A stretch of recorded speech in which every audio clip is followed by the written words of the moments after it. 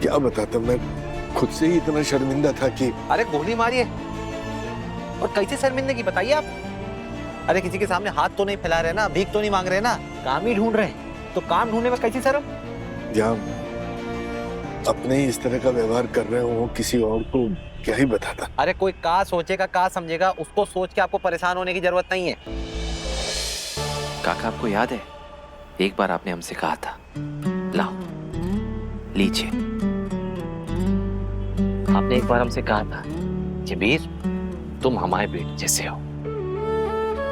अब एक बात बताइए, अपने बेटे से दिक्कत शेयर करने में क्या प्रॉब्लम है? बेटा मानते हैं ना आप? तो एक बेटा ही बाप की प्रॉब्लम समझेगा तो और कौन समझेगा बताइए? देखिए काका, उस दिन भी आपने हमें नहीं बताया था, पर आज आपकी जो भी परेशानी है पूरे विस्तार से आप हमें बताएंगे। बात ऐसी है ना बेटा, वो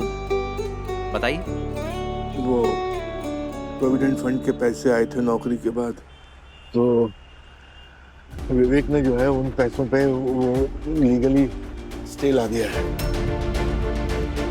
अब उसमें से जब तक वो केस सॉल्व नहीं होता तब तक एक भी पैसा हम निकाल नहीं सकते। और विवेक को तो तुम जानते हो किस तरह का है वो, तो घर चलाना मुश्किल हो रहा है। तो मैंने ये तय किया है कि किसी न किसी कंडीशन में कुछ न कुछ, चाहे जो काम मिल जाए मैं काम करूंगा। मुझे काम की बहुत जरूरत है, अपने लिए, अपने परिवार के लिए। पर अफसोस कि आज किसी को तजुर्बे की जरूरत ही नहीं है। हर किसी को नौजवान लोग चाहिए जो भाग दौड़ कर सकें, वजन उठा सकें।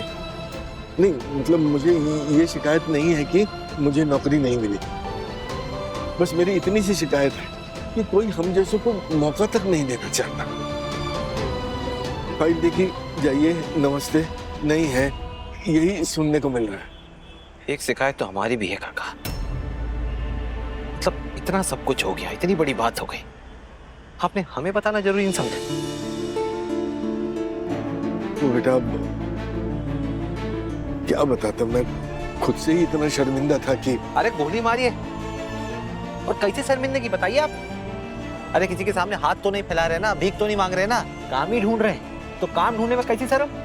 जहाँ अपने ही इस तरह का व्यवहार कर रहे हो, किसी और को क्या ही बताता। अरे कोई का सोचेगा का समझेगा, उसको सोच के आपको परेशान होने की जरूरत नहीं है। आप बस एक बात समझ लीजिए, आगे से कोई भी छोटी बड़ी कैसी भी मुसीबत होगी आप हमें बताएंगे। सर नमस्ते। नमस्ते। मैं श्रीनिवास जायसवाल हूँ और मुझे वीर ने जी मुझे याद आया। सर ये मेरा अभी तक का एक्सपीरियंस है, आप बिल्कुल चेक कर। श्रीनिवास जी, ये कागज देख के मैं क्या करूँगा? वीर सर ने कह दिया तो काम होना ही होना है। आपको शायद पता ना हो, हमारे इस गैरेज पे जब जबरदस्ती तोड़ने की कोशिश की गई थी तब वीर सर ने ही हमारे लिए लड़कर हमारे इस गैरेज को बचाया था। आज हमारी जो रोजी रोटी चल रही है ना, वो वीर सर की वजह से ही है। अगर उस दिन वीर सर हमारे साथ खड़े ना होते ना, तो ना ये गैरेज होता और ना मैं। वीर सर ने कॉल किया था मुझे आपके लिए। जी जी।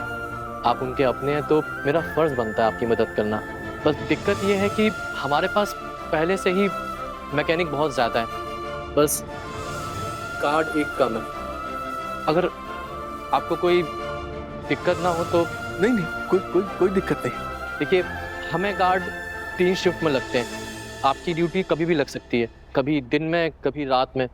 और आप थोड़े से उम्र दराज हैं, अगर आपको कोई एतराज़ ना हो तो फिर आप कल से आ सकते हैं। जी कोई एतराज़ नहीं है, मुझे बिल्कुल मंजूर है। आपका बहुत बहुत शुक्रिया। मैं सच कह रहा हूँ, मैं आपका एहसान कभी नहीं भूलूंगा।